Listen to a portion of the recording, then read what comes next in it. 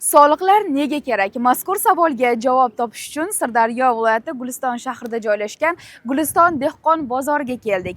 Bu yerda aholi o'rtasida jamoatchilik ishonchini o'rganish va soliq organlari faoliyatini baholash maqsadida aholi o'rtasida so'rovnoma o'tkazamiz. Qani boshladik.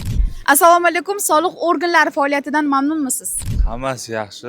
Sog'liqda muammo yo'q-da, har doimgidek yaxshi ishlayapti. Qanday o'zgarishlar bo'lishini xohlaysiz?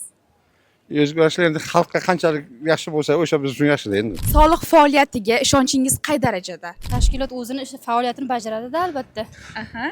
Nima bo'lsa, hamma narsaga soliq to'lamasak bo'lmaydi.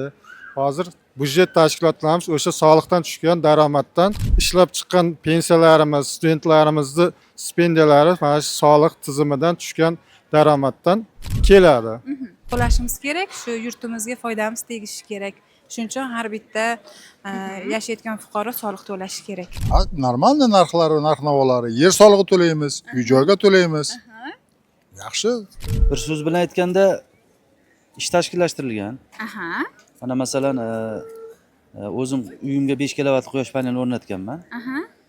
Xullas quyosh paneli bo'yicha mana shu 2 oylik pulimizni kuni kecha tashab berishdi. Demak, harakat bor. Demak, nima deydi, reja qilingan.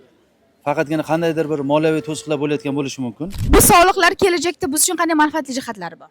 Albatta bu kelajagi yoshlarni nurli kelajagini ta'minlab beradi soliqlar. Davlat aylanmasida sezilarli darajada yaxshi faoliyat yuritayotgani uchun ham ta'siri juda katta deb o'ylayman.